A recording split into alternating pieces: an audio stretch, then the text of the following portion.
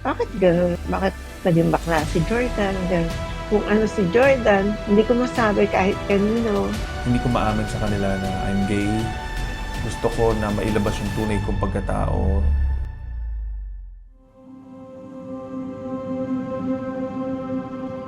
Kaya hindi ko kasi matanggap nung araw pa nung bata pa siya, bata pa kaming lahat na yung pang-aapi ng ibang tao, yung mga pangkukutya ng ibang tao, dun ako lagi kong itinatago kung ano si Jordan. Hindi ko masabi kahit kanino, maging sa mga kapatid ko.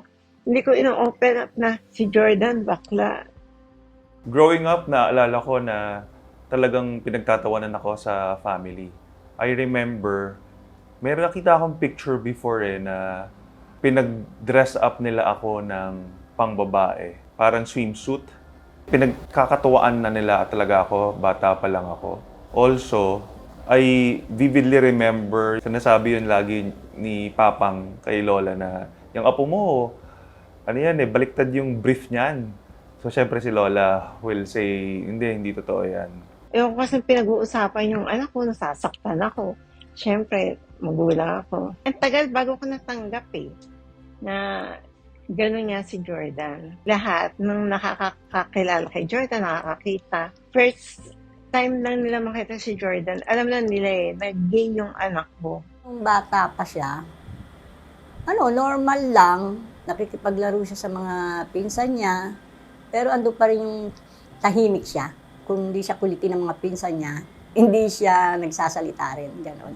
Alam na namin yung na gano'n nga siya, pero wala namang issue sa amin yun Tanggap na namin kahit ano pa siya. Sabi nga nung isa kong kapatid, si Yoli, kahit ganyan siya, at least bata pa lang, mabait na siya, hanggang paglaki, maging matino din siya. Kasi yung bata siya, parang nakita ko na rin yan na mahimhim ko si Jordan. Grade 1 siya, parang nakita ko na rin yung pagka-gay ni Jordan. May classmate din yata siyang dalawang bata na katulad niya. Bakit ganun? Bakit naging bakla si Jordan? Ganun. Nahirapan akong tanggapin. Ayoko talaga. Naalala ko talaga ilang beses akong napahiya sa mga friends niya. I guess that's her way of telling me na nakakahiya, mali ang pagiging bakla mo. And habang lumalaki ako, yung mentality that I have about her is I always wanted to please her. Hanggang tumanda talaga ako, dala-dala ko yan. Kasi parang I am really never enough. Pagdating sa school, kasi nung time na yan, high school ako Sa school, I'm really quiet because I can't express myself freely. Lagi akong nabubuli sa school. I fought really hard about my sexuality. Una na dyan, syempre may mga babae akong niligawan, may mga naging kaon, girlfriends din. Tapos talagang mostly you're just in denial. You're fighting that feeling kasi constantly sinasabihan ka na masama yung pagiging bakla. And I remember I had to join yung CAT. So sineryoso ko yung CAT kasi parang maton na maton ka, lalaking lalaki ka kasi nagpaka-officer pa nga ako Para lang may mapatunayan na no, straight ako, lalaki ako. Isa ako sa mga officers and there are other officers na there was a time daw na we were asked to play volleyball. So imagine ako malambot tapos hindi ko nasasabihin yung names nila, dalawa sila, na high ranking positions yung meron kaming tatlo. And we played volleyball and binubuli kami kasi talagang malalambot kami and yet nagtatago kami. And sinasabi ko mga co-officers ko, pinakita na rin nila yung tunay nilang kulay. And nakakatuwa lang na balikan na, oh nga, gosh, talagang that was really humiliating. Kasi nag-flashback nung paalala niya sa akin na talagang bading ka na naglalaro ka kasi takot ka. Tapos you have to fight, you have to compete. Yung ganong emotion, ang hirap labanan. Now, after high school naman, nakapasok ako yung workshop ni Ricky Lee. It broadened my horizon, my thinking about gays, about LGBTs. Napakabukas ng grupo na yon. They're all creatives, very expressive. Hindi man ako naging successful na manunulat gaya ng iba kong mga classmates. But I'm proud to say na dahil din dun sa grupo ni Ricky na yon, it made me who I am right now. Kasi dun naramdaman ko na nagkaroon ng validation na malalaya tong mga kasama ko. They could express themselves freely, they're happy, pwede din pala.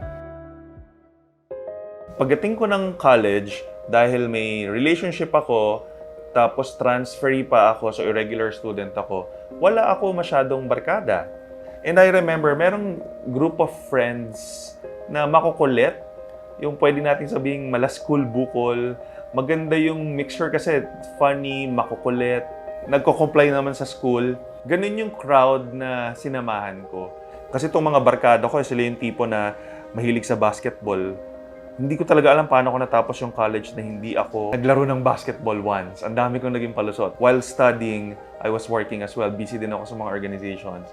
Ang hilig nilang mag-Counter-Strike, that was never my trip. Hindi ako gamer. Siyempre, laging usapan babae. You have to join them and tell them, ito yung crush ko. May crush ka pa rin namang babae, di ba? But alam mo din naman, kasi you're in a relationship. So, very untruthful yung pagkatao ko nung mga time na yon. Ilang araw ko nang pinag-iisipan kung paano ko i-reach out yung mga college friends ko. Sa journey to authenticity, isang malaking factor yung after graduating college, iniwan ko talaga yung barkada. Dahil hindi ko maamin sa kanila na I'm gay. They asked me several times. Siyempre, gine-joke ko na rin nila. And yet, hindi mo talaga masabi sa kanila. And so, after nung college, naisip ko na I wanted a new life. Gusto ko na mailabas yung tunay kong pagkatao sa bagong phase ng life ko. Which I did, partly nga lang. Kasi a few people, they know about yung aking sexuality, yung aking relationship. Pero hindi talaga naging successful entirely kasi kapag random people that I don't know, wala Talagang nandun ako sa default mode ko na discreet, paminta. Ganun lagi yung aking style. But again, these people are really nice and so they deserve to know the truth. I really wanted to admit to them and of course to ask for their forgiveness. Gumawa sila ng group, hindi ko talaga ina-accept. Kasi parang another betrayal na naman sa sarili ko yung pagpapanggap na naman kapag sumali ako doon at nag-ride ako doon sa mga conversation namin. Kakatapos ko lang mag-draft ng message ko sa kanila and I'm about to send it na. Ang bigat. I just felt na talagang I betrayed them.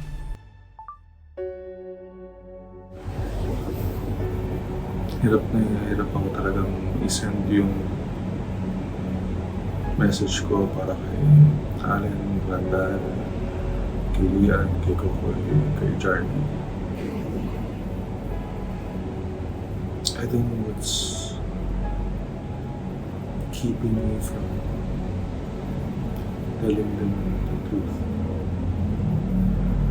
It really must be the trauma that I have inside of me. I could no longer delay this. I wanted for them to know. Hindi ko alam ang gagawin ko. Parang after ko ipadala sa kanila itong message ko. Parang gusto ko na lang na i-hide sila. I don't wanna see their responses. Bahala na.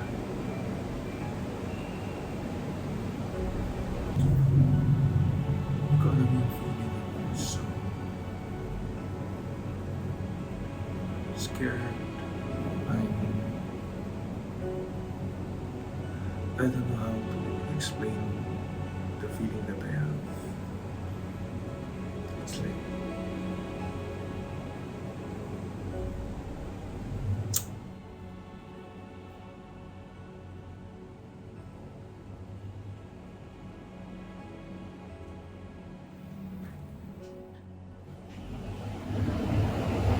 Para akong tanga. Natatakot akong tignan yung chat. Ba't takot na to? I don't know. Kung saan. I'm trying to make myself really busy para mawala sa isip ko yung possible mag-respond sila. Kung pwede nga i-block ko na.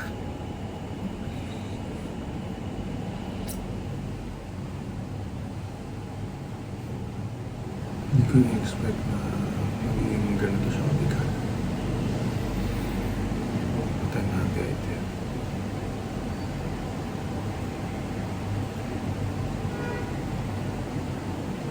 Closure.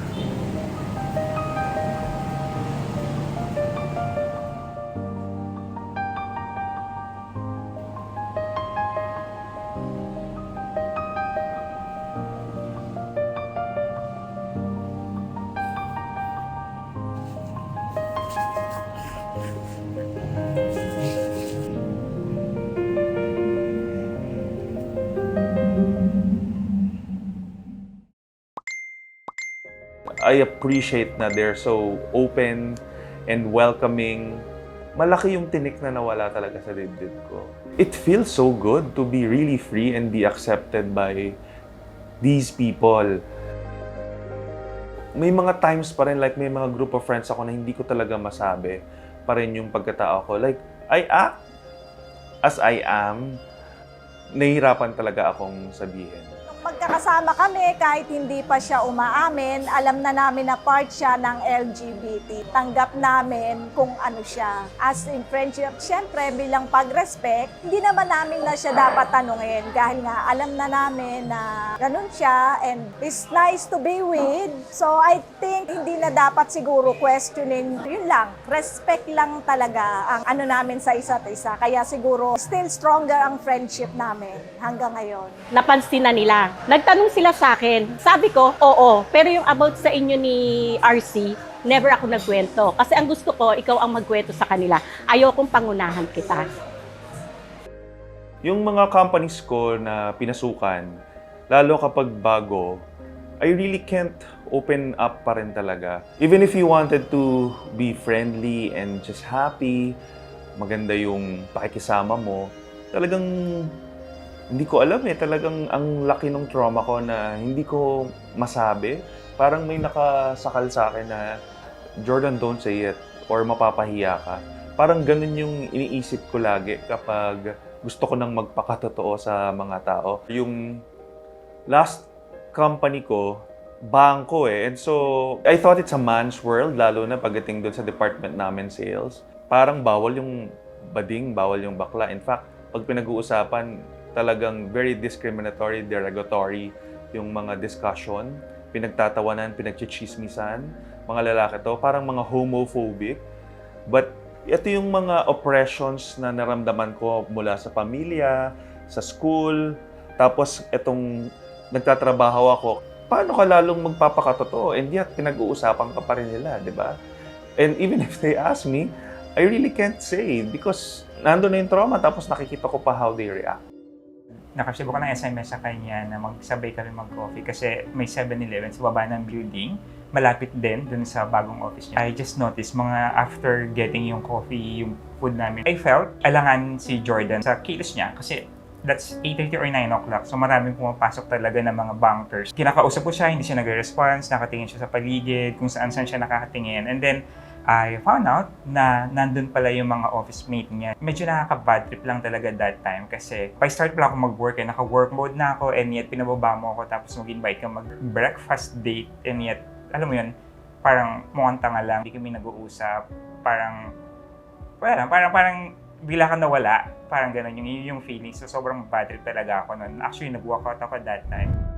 We just got out from a church service. Nakita kami nung head sa sales. Wala na ako sa bank nun, ha? When I saw him, hindi niya napansin na nakatingin ako sa kanya, nakikita ko siya.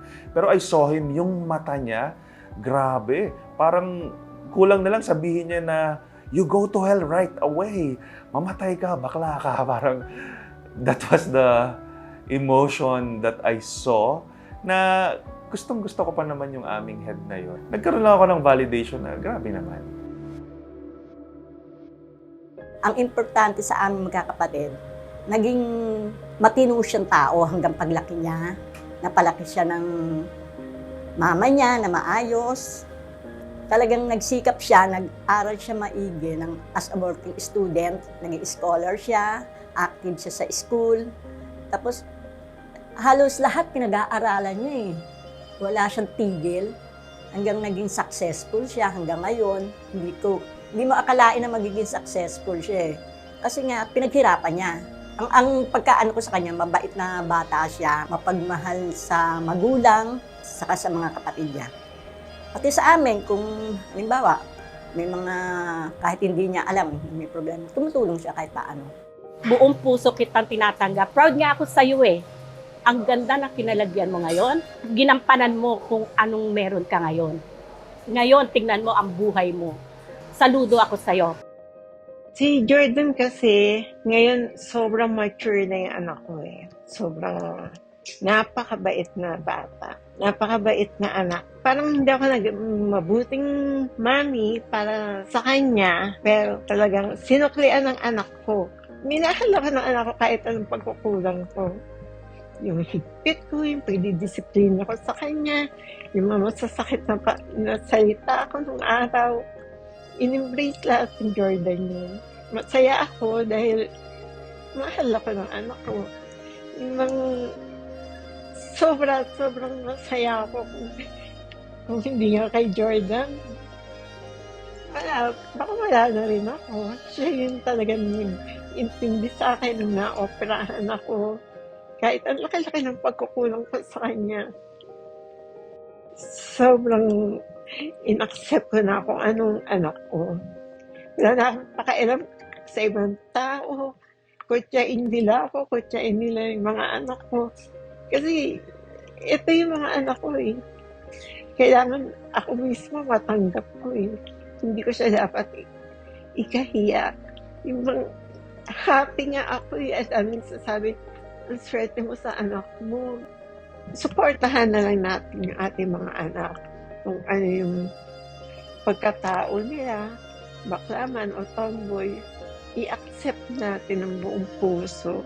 Huwag natin ikahiya. Huwag nilang gayahin yung dati nagawa ko sa mga anak ko. Kaya ngayon, okay na ako. Ang laki. May peace of mind na rin ako. Para yung mga anak ko, may peace of mind na rin. Kasi alam nila, natanggap ko na sila. Masaya ako. Kung ano man ang journey ni Jordan, kung ano man yung mga gusto niya mangyari sa life niya ngayon. Happy ako. Sa kanila ni RC.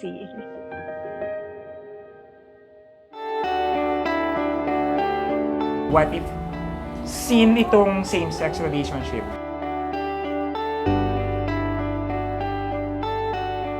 Si God yan, di ba? Kumbaga, pag ganyan usapan, go, kahit na masakit, that's okay.